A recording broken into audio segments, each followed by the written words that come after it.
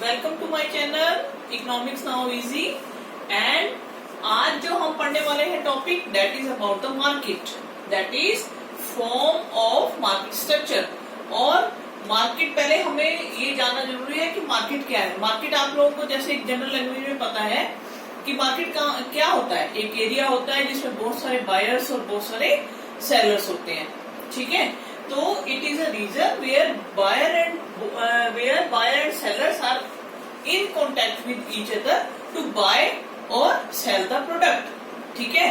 मतलब एक एरिया पे सिर्फ इकट्ठे होना ही मार्केट नहीं है। इकोनॉमिक्स के हिसाब से अगर वो एक दूसरे के कॉन्टेक्ट में आते हैं, कोई डीलिंग होती है, तो वो एरिया जहां पर बायर्स एंड सेलर्स कॉन्टेक्ट में आते हैं, that area is called as market, ठीक है।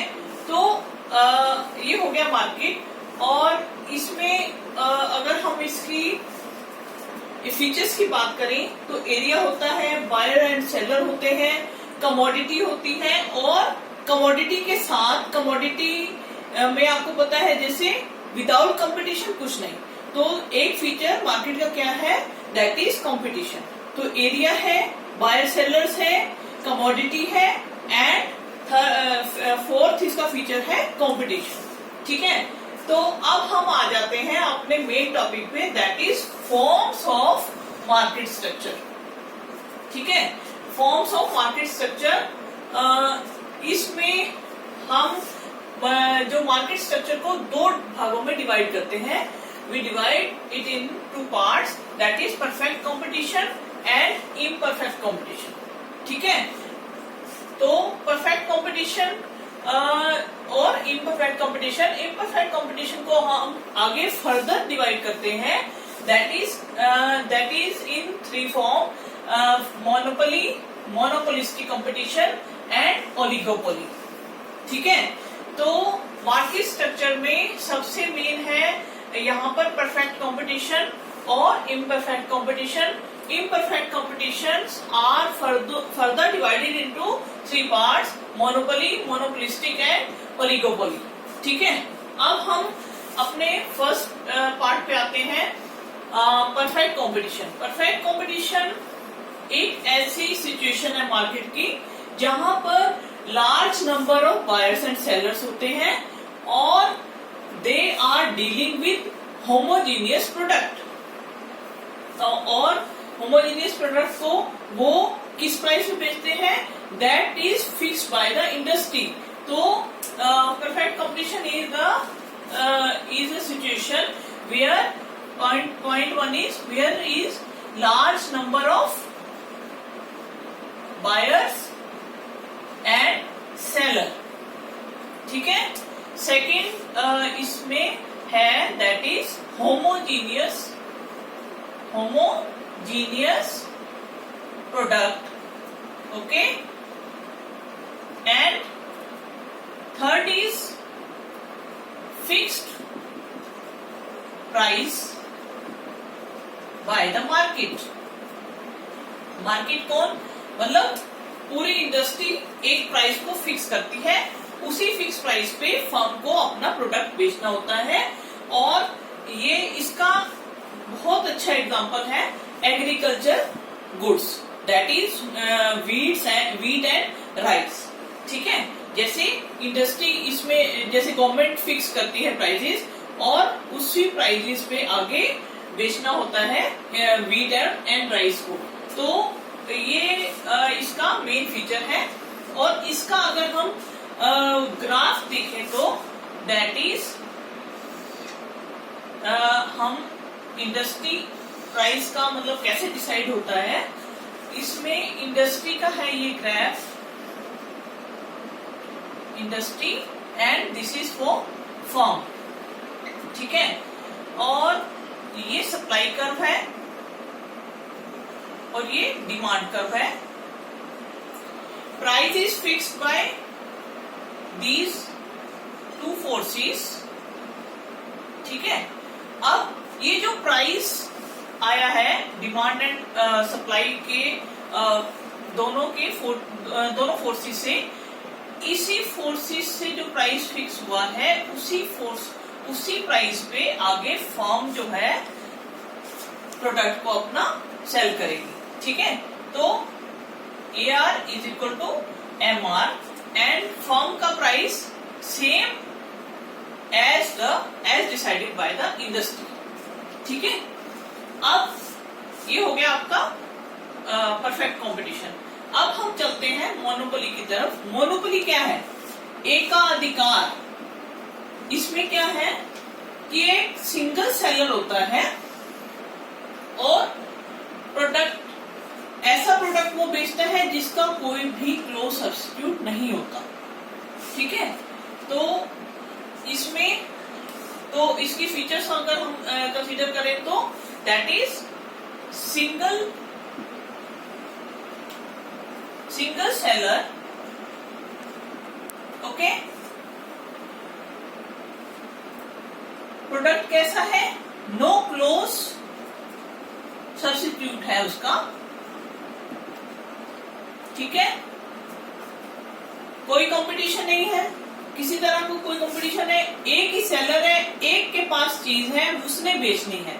ठीक है, तो single seller, no close substitute. And अगर हम इसका एग्जांपल देखें तो आपको अच्छे समझ आएगा। That is railway in India. Railway, इसका कोई क्लोज सब्स्टिट्यूट नहीं है। ठीक है, तो इसमें क्या है,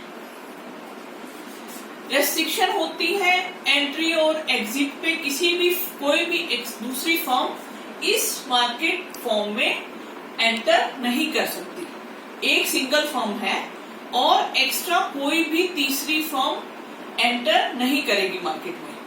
ठीक है, और क्या है इसमें, ये मोनोपोली में जो फर्म है that is not a price taker, that is a price maker. वही प्राइस को डिसाइड करेगा और वही प्राइस अपना आगे उसी पे प्रिवेल करके प्रोडक्ट को बेचेगा।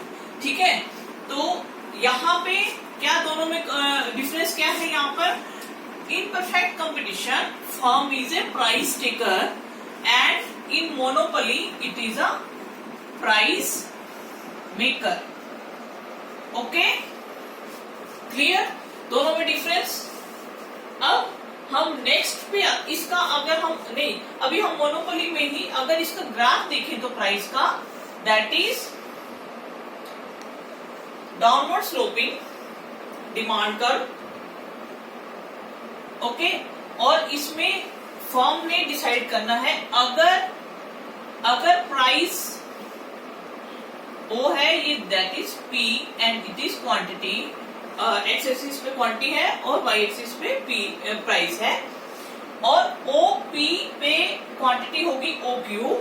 अगर प्राइस को कम कर देती है फर्म, दैट इज OP1, तो क्वांटिटी हो जाएगी OQ1। ठीक है, तो इस तरह से डिसाइड किया जाता है इसमें। अब आ जाते हैं हम मोनोपोलिस्टिक कंपटीशन पे।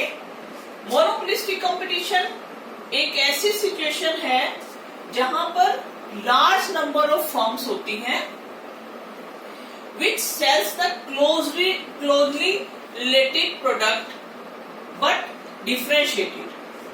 एक दूसरे से मिलते जुलते प्रोडक्ट को बेचती हैं firms, large number of firms हैं, एक दूसरे से मिलते जुलते प्रोडक्ट को बेचते हैं और पर थोड़ा सा डिफरेंट। ठीक है, अब इसके फीचर्स क्या हुए? There are large number of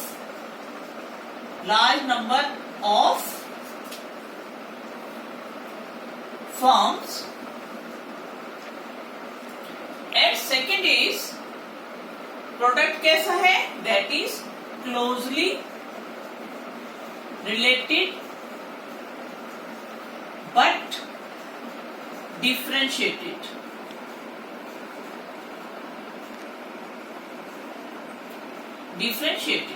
okay, अब इसमें अगर एग्जांपल हम देखें तो दैट इज कोलगेट। अब इसका क्लोजली रिलेटेड पर थोड़ा सा अलग, अगर दैट इज पेप्सोडेंट। इसी तरह से कोई भी प्रोडक्ट जो कि सेम हमारी रिक्वायरमेंट को पूरा करता है, पर according to their qualities they are different. ठीक है, तो इसका मोनोपोलिस्टिक का जो ग्राफ है, डिमांड का कर्व है, that is more elastic than monopoly competition. Okay, ये ओपी है, ओपी प्राइस पे क्वांटिटी ओक्यू।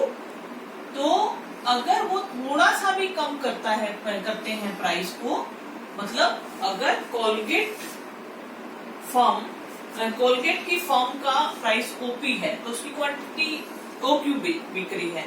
इसी तरह से अगर पेप्सोडेंट ने थोड़ा सा कम कर दिया तो उसकी क्वांटिटी बिकने की ज्यादा हो जाएगी। ठीक है, तो इससे क्या है, दे आर क्लोजली रिलेटेड है और हल्का सा डिफरेंस या हल्की सी क्वालिटी में इंप्रूवमेंट से प्रोडक्ट के सेलिंग में फर्क पड़ जाता है। इसलिए इसमें बहुत ज्यादा कंपटीशन है और यहाँ पर जो सेलिंग कॉस्ट होती है मोनोपोलिस्टिक में वो भी होती है, क्योंकि इसमें एडवर्टाइजमेंट करना पड़ता है। वो selling cost means advertisement of the product. ठीक है, अब नेक्स्ट स्ट्रक्चर जो है हमारा है दैट इज ओलिगोपोली। ओलिगोपोली में फ्यू फॉर्म्स होती हैं और होमोजीनियस और डिफरेंशिएटेड प्रोडक्ट को बेचती हैं। अब दोनों में डिफरेंस क्या हुआ मोनोपोलिस्टिक और ओलिगोपोली में? मोनोपोलिस्टिक में लार्ज फॉर्म्स हैं और इसमें बिल्कुल कम फ्यू फॉर्म्स हैं, पर प्रोडक्ट होमोजीनियस है और डिफरेंशिएटेड है। होमोजीनियस सिमिलर प्रोडक्ट है, बस क्वालिटी का या शेप का साइज का फर्क है। तो इस तरह से इसमें जैसे इसका एग्जांपल अगर देखें तो सीमेंट है, स्टील है, अब देखने में सिमिलर है पर किसी की क्वालिटी में अगर जरा सा भी अच्छी क्वालिटी है तो उसका प्रोडक्ट ज्यादा बिकेगा। तो फॉर्म्स तो फ्यू है, तो ये इसके मेन है जो इसकी फीचर्स क्या है, दैट आर फ्यू फॉर्म्स है। कैसा प्रोडक्ट बेचते हैं? होमोजीनियस बट डिफरेंशिएटेड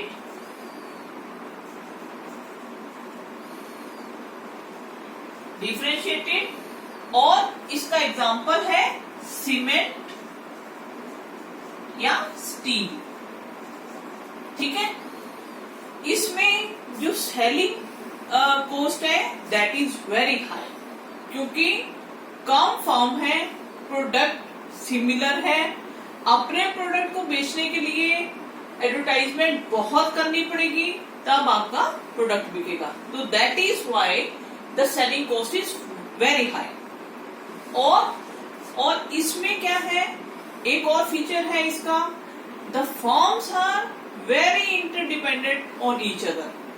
एक दूसरे पे बहुत डिपेंड करता है। अगर एक ने अपने प्रोडक्ट में कोई फीचर बढ़ाई या अपनी क्वालिटी को की एक फीचर भी इम्प्रूव की, तो दूसरी फर्म को अकॉर्डिंग टू दैट फर्म उसको भी अपनी जो क्वालिटी है उसको इम्प्रूव करना पड़ेगा। तो एक दूसरे पे इंटरडिपेंडेंसी हो गई ना। तो अब एक और इसका फीचर्स है, फ्यू फर्म्स हैं, बैरियर है एंट्री और एग्जिट पे, क्योंकि ये नहीं है लार्ज फॉर्म में तो कोई भी एंट्री करेगा, कोई भी एग्जिट करेगा, पर फ्यू फॉर्म्स है, that's why there are barriers in entry and exit of firms. तो that is the whole topic about the market forms of market structure. और अगर मेरी वीडियो आपको पसंद आती है तो लाइक करें और बेल बटन पे प्रेस करके सब्सक्राइब भी करें। ओके।